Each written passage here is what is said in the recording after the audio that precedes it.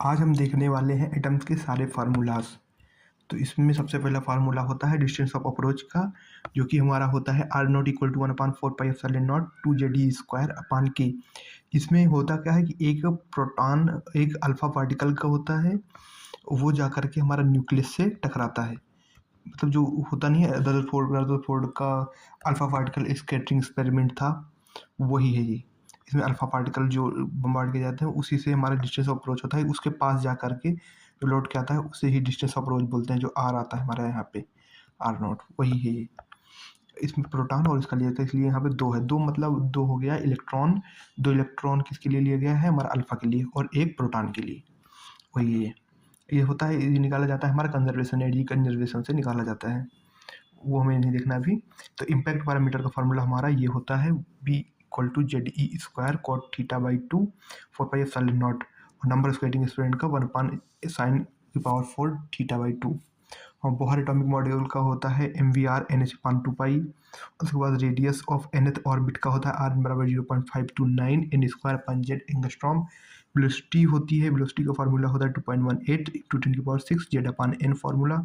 Time period proportional होता है n³ के। फ्रीक्वेंसी होता है Z² के। एनर्जी का फॉर्मूला हमारा ये होता है, और पोटेंशियल एनर्जी और काइनेटिक एनर्जी की माइनस टाइम 2 टाइम होती है। और एनर्जी का फॉर्मूला होता है 13.6 × Z² बाइंडिंग एनर्जी का फॉर्मूला होता है +13.6 × Z²/n², बस प्लस माइनस का डिफरेंस होता है।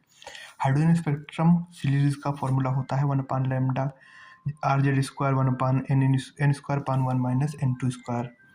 उसका रेडबर्ग कांस्टेंट का वैल्यू होती है 10⁷ और 911 1/r की value 911 angstrom. Maximum number spectral line का फॉर्मूला हमारा ये होता है अगर हम ग्राउंड स्टेट से देखते हैं तो। और अगर हम लोग तो अलग अलग उसका देखते हैं, जैसे 2 और 3 का, तो उसके लिए फॉर्मूला होता है n2 - n1 और n2 - n1 + 1 by 1 2। और जो हमारी लाइमन सीरीज तो यूवी रेज में पाई जाती है, और बाल्मर सीरीज विजुअल में, पाश्चन ब्रैकेट फाउंडेशन इंफ्रारेड में। Okay, thank you. हमारा वीडियो यहीं पे ख़त्म होता है।